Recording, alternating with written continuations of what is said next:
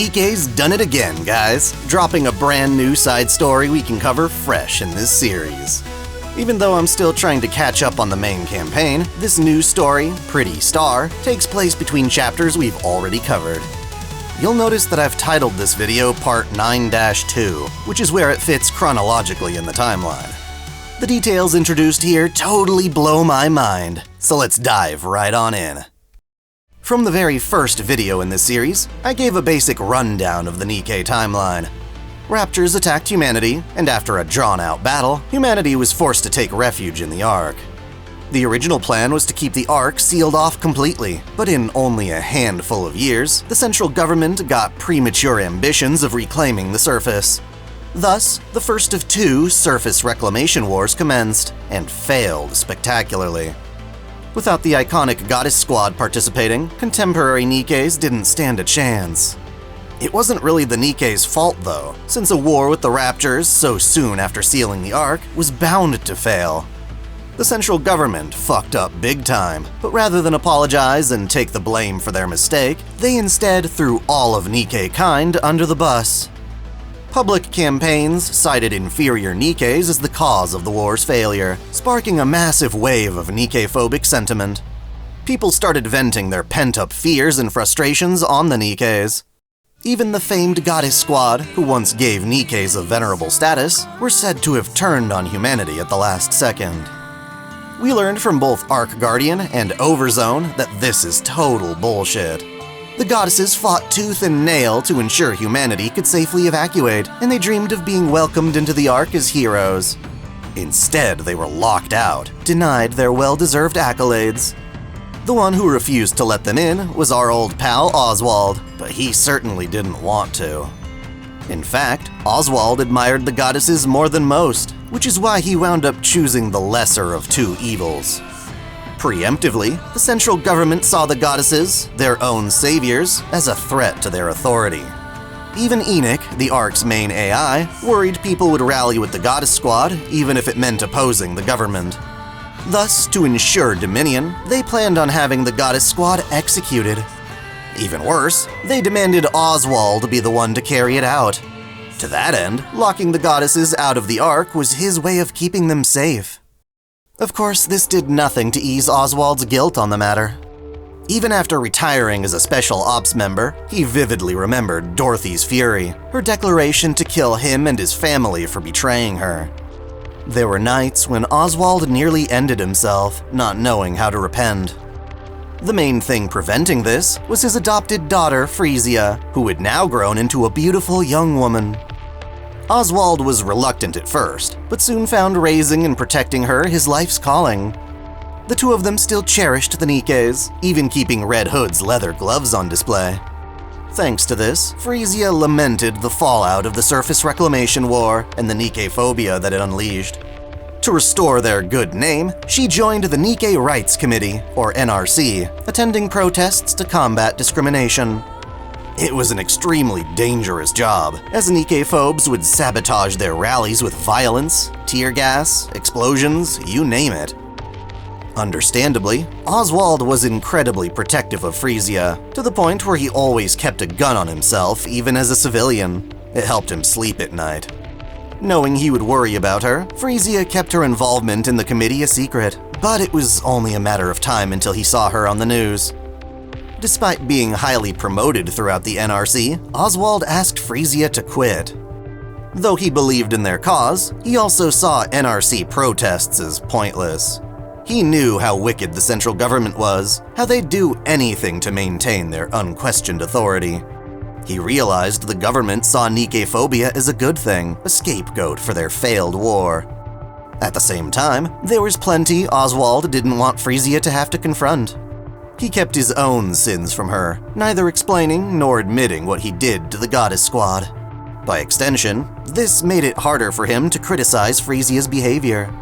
When she ignored his concerns, he could do nothing but pray for her safety. Unfortunately, Oswald's greatest fears came to light after Nikke-phobes assaulted an NRC rally. Frisia wasn't shot or killed directly, but in her attempt to escape, she fell and broke her neck. Oswald found her in the hospital, almost completely paralyzed. She survived, technically, but would no longer be able to move or even speak again.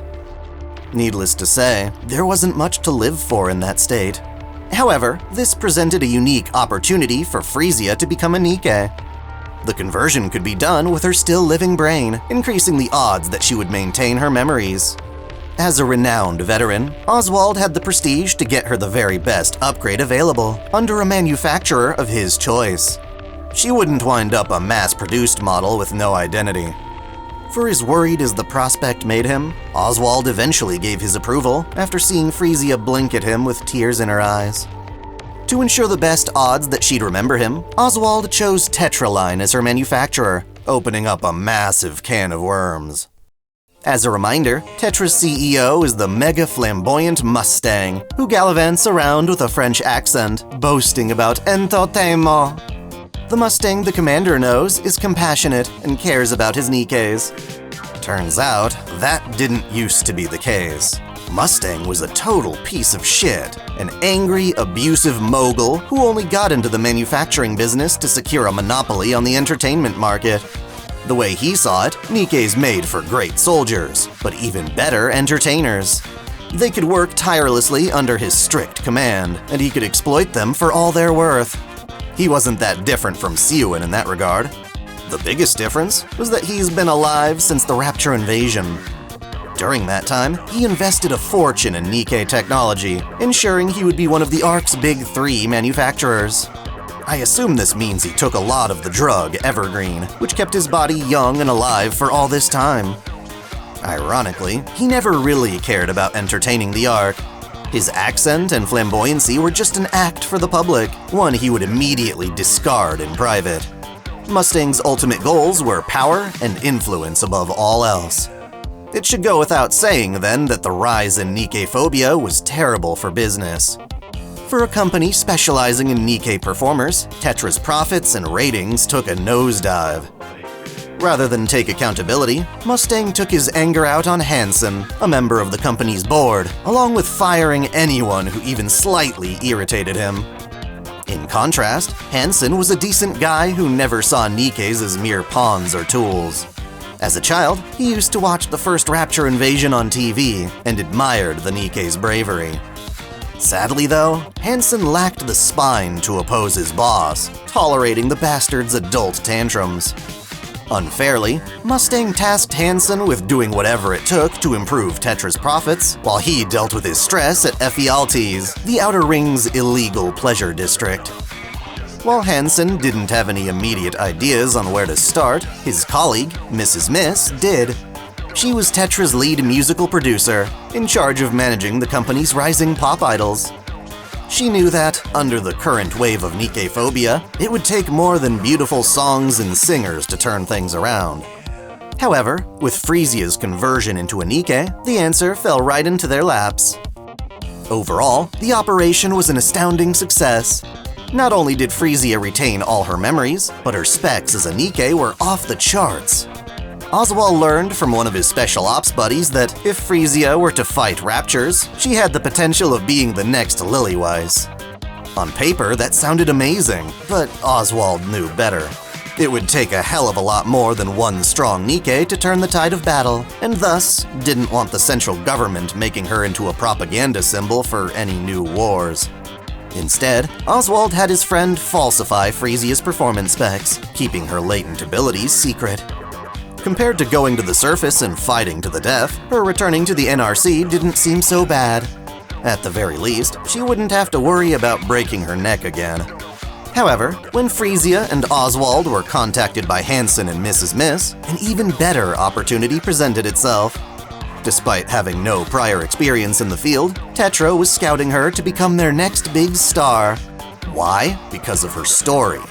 Hansen wanted to promote Frisia because she was a human activist tragically killed in the line of duty. Rather than just let herself die, she became a Nikke as a sign of solidarity for her followers. That angle would be the perfect branding for her debut as an idol. Fortunately, Frisia always wanted to be a pop star, or always admired the idea anyway, and the idea of being one while advocating for Nikke rights sounded like the perfect calling. Oswald agreed, under some conditions. Judging Hansen to be a good person, Oswald demanded the busy board member step up as Frisia's manager, overseeing this process personally. The other stipulation was that, under no circumstances would Frisia have to experience the shady side of the entertainment world. Mrs. Miss stepped up to produce the fledgling Nikke, investing considerable money to prep for her debut. Rather than go by her original name, Frisia's stage name would be Pretty. Sadly, anyone familiar with this name knows that it's a tragic tale. It's amazing to think that Frisia, the disheveled orphan, would become such a key figure in the story. The Pretty Star side story is also the first chronological appearance of Anise, back when she was human. Poor Anise was also an orphan, one who barely scraped by on government welfare. At some point, however, she was selected for a special scholarship that covered her school, food, and housing. Such programs often exist to generate positive PR, but that didn't mean it wasn't also a fantastic opportunity. Finally able to pursue a proper education, Anise threw herself into academics, looking to forge a bright future filled with friends. However, placing her into one of the Ark's more prestigious schools didn't work as intended. Recall that some people in the Ark, the Sovereigns, like to arrogantly flash their wealth and false sense of superiority. Well, the class president at Anise's school was the daughter of Sovereigns, and saw Anise as a stain on her otherwise prestigious life. Thus, the president bullied the whole class into bullying the poor welfare student. Anise would enter her classroom and be completely ignored. Her desk would have hateful messages written on it. When it became clear that the red marks on her desk matched the class president's expensive lipstick, Anise picked a fight, asserting her strength while also getting punished by the teacher.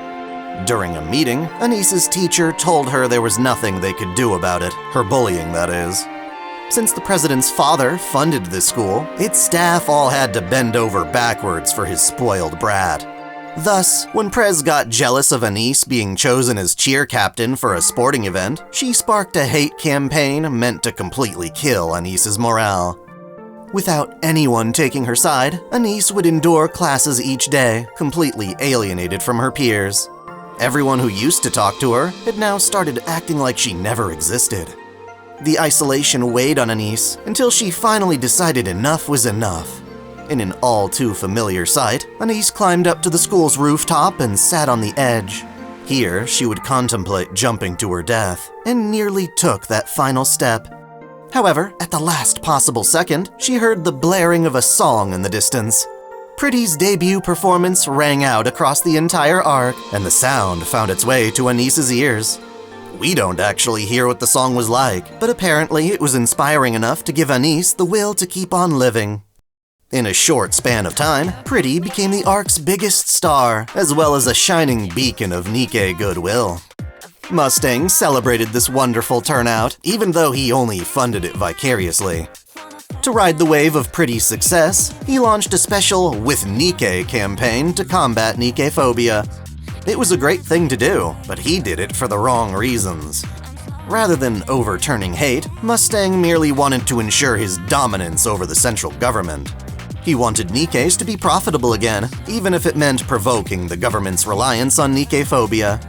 Mrs. Miss worried about potential retaliation, only to learn that Mustang was busy pulling some strings behind the scenes. To pacify the government, he took all of the Tetra Nikkes who had yet to debut as idols and upgraded them for combat. He then gave them away as gifts to key members in the government, kinda like hush money.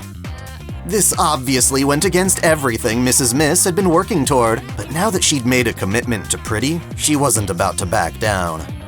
During this conversation, Mustang mentioned a Nikke squad named Shade, which he could order to kill his political opponents. It's implied that Oswald knew about this secret espionage unit and wanted to ensure Frisia had nothing to do with them. Luckily, Mustang didn't need to rely on them this time. Instead, he ordered Mrs. Miss to teach Frisia what it's like to be showered in fame and luxury, so she'd never think of quitting. As all this went down, an innocent Frisia worked herself tirelessly to better the reputation of Nikkes. Hansen admired her passion, but also worried she'd burn herself out. He became one of the few people she could let her guard down around.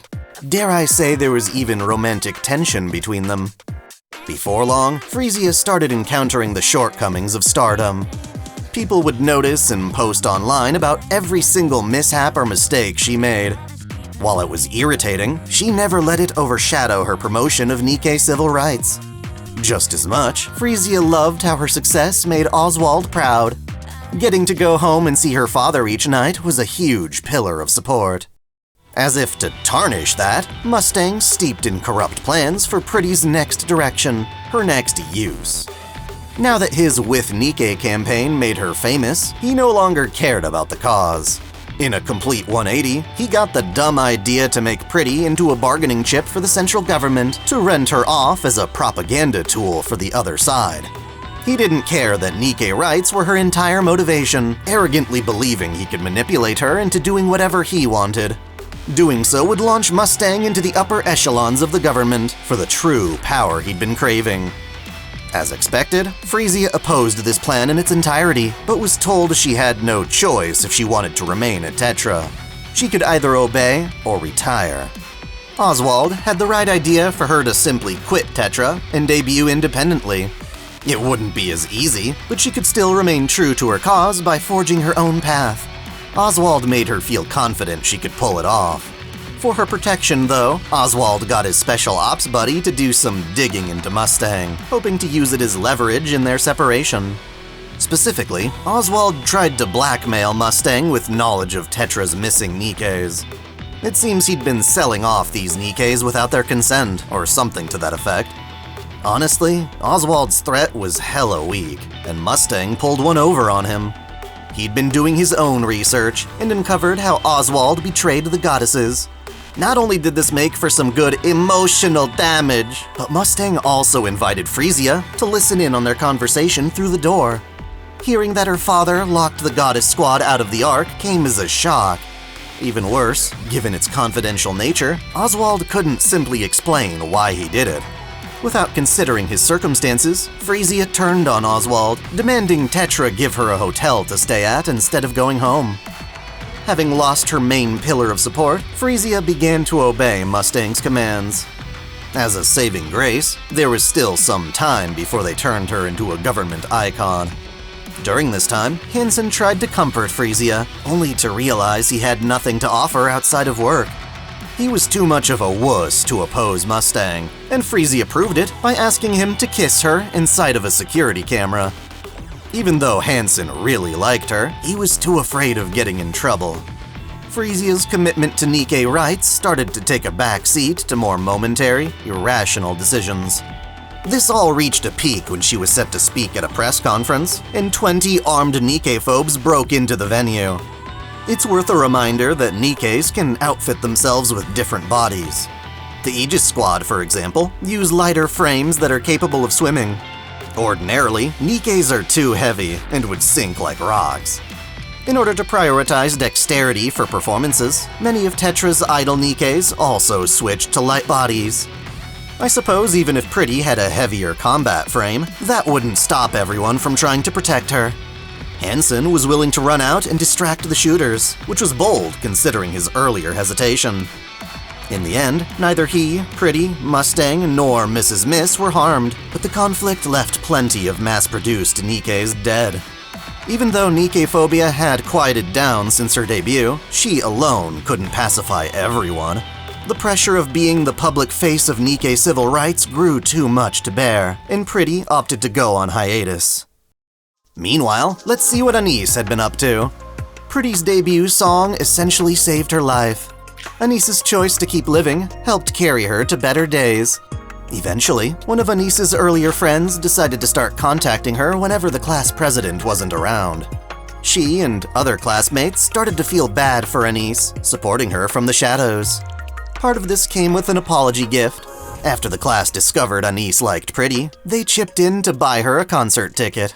Of course, this is when Pretty was still performing. Still upset, the class president forcibly volunteered Anise to star in some welcome event for the school chairman. It was supposed to be a gig nobody wanted, and at first Anise didn't want it either, but she rose to the occasion after her friends encouraged her to dance to one of Pretty's songs. Anise was able to turn a bad situation into a chance to show off her skills, although she was still rather nervous about it. This led her to a fateful encounter. One night, Frisia and Hansen were walking around the Ark incognito. They observed several cases of humans mistreating Nikkes, still blaming them for the failed war. Such abuse had been normalized, making Frisia believe she stood no chance of making a difference. Just then, after Hansen stepped away for a bit, Anise saw Frisia and immediately recognized her as Pretty. Watching so many of Pretty's shows taught Anise to recognize her idol's exact silhouette. Rather than some stalker, she proved herself an avid fan who truly loved Pretty's music, gushing about how it gave her courage. Pretty's career warped Frisia's perspective of how people viewed her. Even though her mistakes were ridiculed on social media, there were fans like Anise who didn't let that deter them. After hearing about Anise's upcoming performance, Frisia offered to give her some personal coaching. Their time together was wholesome, with each giving the other the strength to push on. Apparently, Hansen was watching them from afar, too excited to interrupt. Anyway, this gave Frisia newfound conviction. Even after experiencing the cruel entertainment industry, she genuinely wanted to shine bright like a star, inspiring people forevermore to abandon their hatred. Sadly though, as Mrs. Miss put it, there's no such thing as a star that burns forever. Still, it was her job to make sure Pretty kept burning brightly for as long as possible. The two then brought up the subject of Frisia's father, revealing the pop star hadn't gone to see him once since their falling out. Finally deciding to visit home, Frisia returned to find Oswald drowning his woes in alcohol. He had never been much of a drinker before, but after what happened, he had fallen into a slump. Even so, the moment Frisia stepped through the door, he clumsily stood up to try and make her a meal from his empty kitchen. With nothing but water to drink, the two finally talked things out. Frisia realized someone as kind as Oswald must have had a very good reason for betraying the goddesses. She could see how heavy the guilt on his shoulders was, and how her presence in his life made all the difference. Frisia reasoned that Oswald must have wanted to preserve the goddesses' reputation as heroes. Letting them enter the Ark and get assassinated would have sullied their glory. The government had no intention of letting them continue inspiring the masses.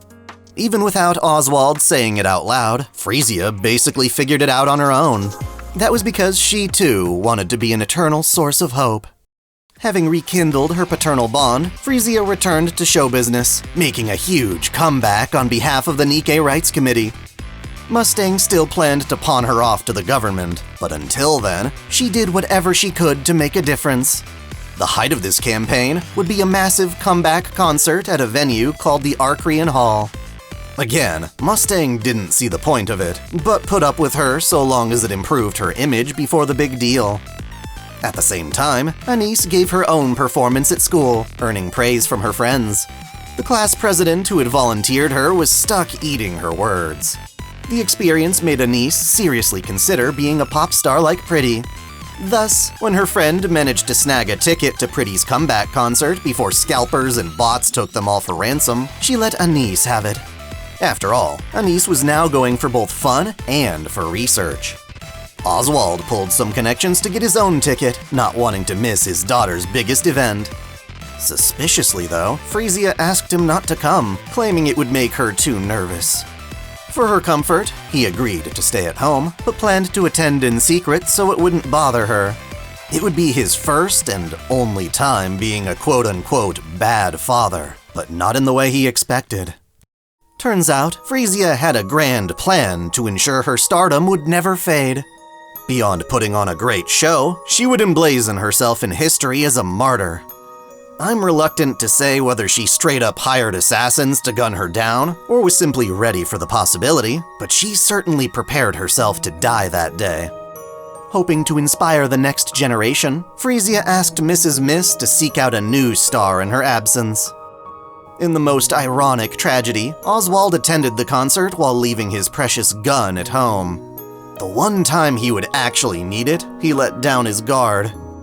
Both he and Anise began to notice, too little too late, a group of men assembling a rifle among the crowd.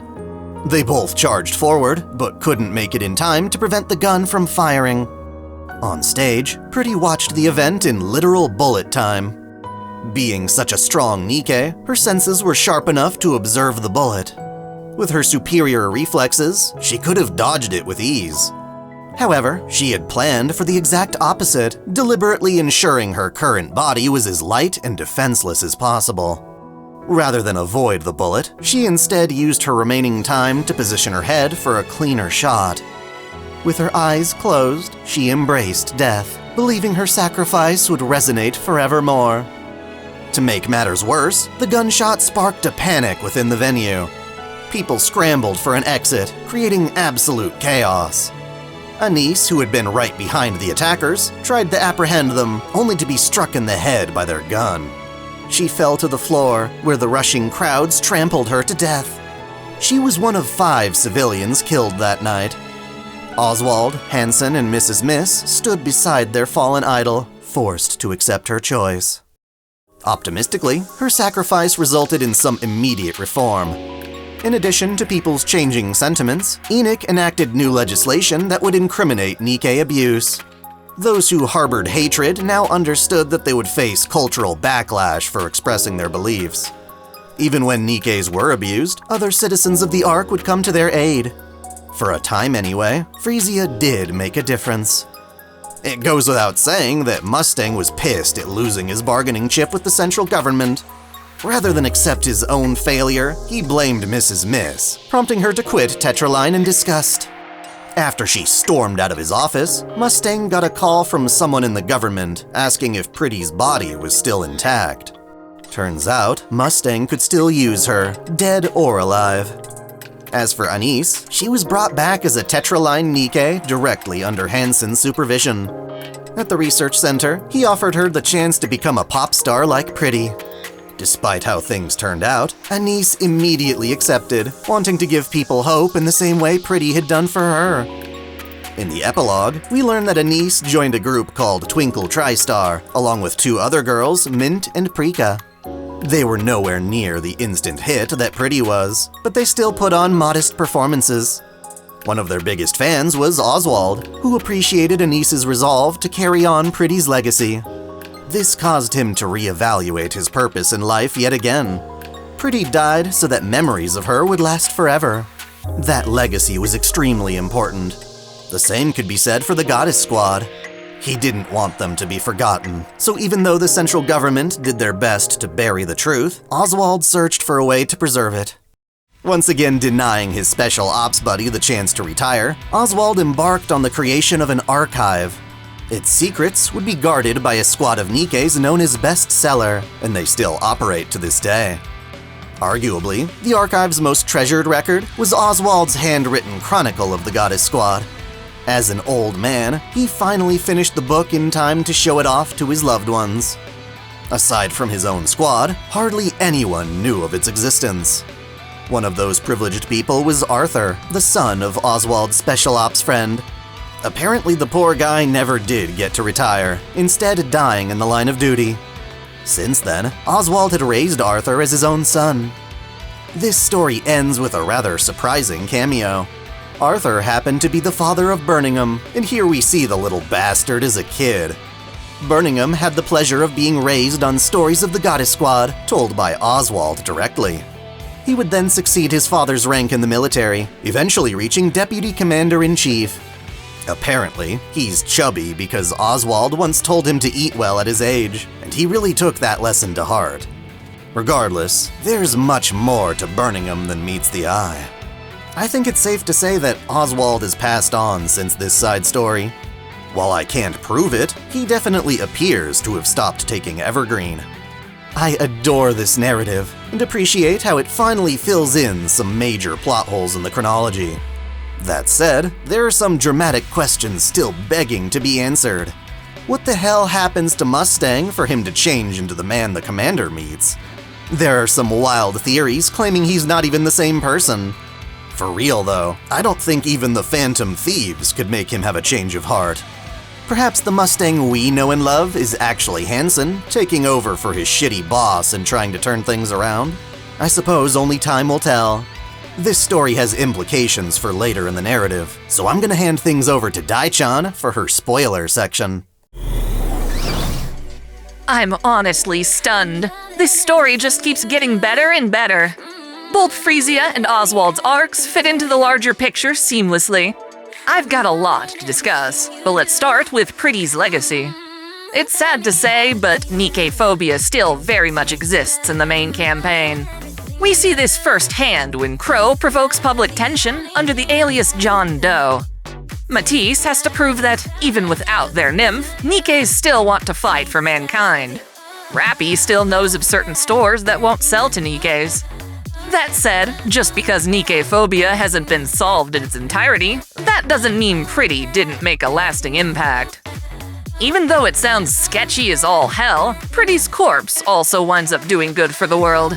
It was turned into a weapon, essentially, the Expansive Armament Star. While it sat in Mustang's office for quite some time, it finally found its use with Anise, who equipped it to gain her cool new idol powers. It's kind of funny how it looks completely different on Anise from when we see it in a display case. Anise has to go through her own struggles first, but she winds up being the ideal successor to what Pretty strove for. Rather than some ideal symbol of perfection and positivity, Anise has attitude. She's not willing to take shit from haters, and sings for those who actually appreciate her. In combat, she protects humanity, even when douchebags don't realize how much she's done for them.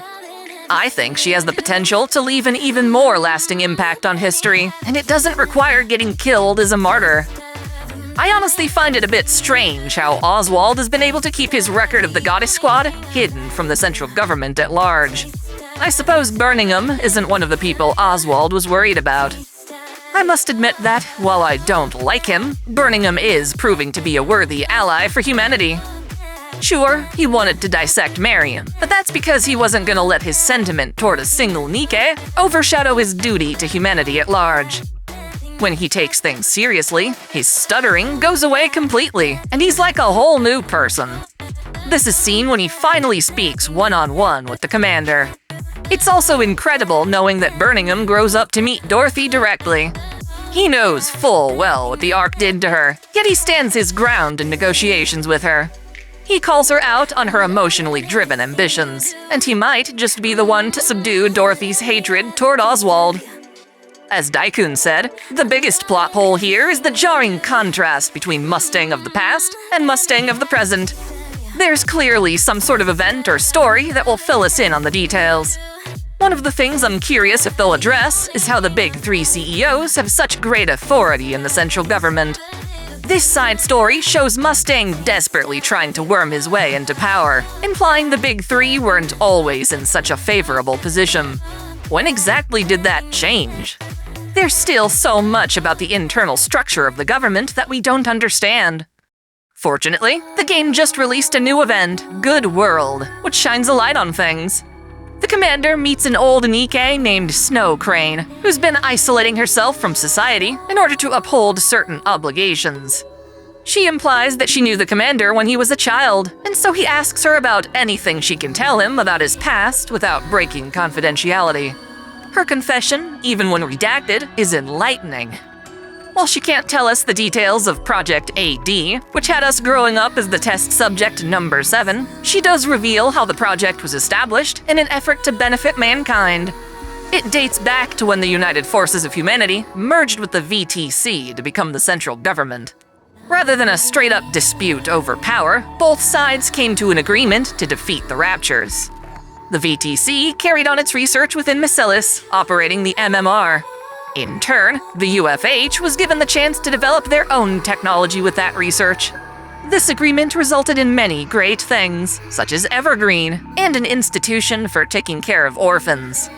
The ringleader behind these humanitarian efforts was the man who still acts as the government's commander-in-chief. In other words, the big boss that folks like Andersen and Burningum answer to. He apparently offered himself up as a test subject to get Project AD off the ground. Snow Crane attests that he's always trying to make the Ark a better place for humans to live. Mysteriously, however, the commander-in-chief has been unable to meet with anyone, but apparently still sacrifices for the Ark. I can't wait until all these confidential details are revealed. There's obviously a huge ruling structure that works from the shadows, but we only get small glimpses of it. It's easy to assume they're nefarious, but according to Snow Crane, it's not all doom and gloom. If you're watching my videos as they come out, I'll be resuming with part 17 next time. However, if you're using my official playlist, please proceed to episode 10, or whichever video is next in the series. It's a bit confusing jumping back and forth like this, but that's what the game does, and I'm at least trying to arrange things more neatly. Hopefully you've enjoyed this epic side story, and until next time, celebrate your fandom! I want to give a special shout out to all my $10 and up supporters: Video Gamer 75, Dante Pendragon, Stephen Elak, Mystic Samurai 1983, Otaku Mom, Freebrick, Jugemu Unko, Lunarworks, Link Pendrago, James Hewitt, Uncanny EXP, Crow Kalem, Sal Soto, Major, Matal Mataru, Winter's Edge, Sneer Cachette, Thanathiel, Foxbox, Alzinga Fagan, Draco Chaotic, Caitlin P, Sith Lord 906, Vladimir Rovna, The Taz 96, Kengo X 77, Alistair Bernadotte, and Liamon 3. Thank you all so much.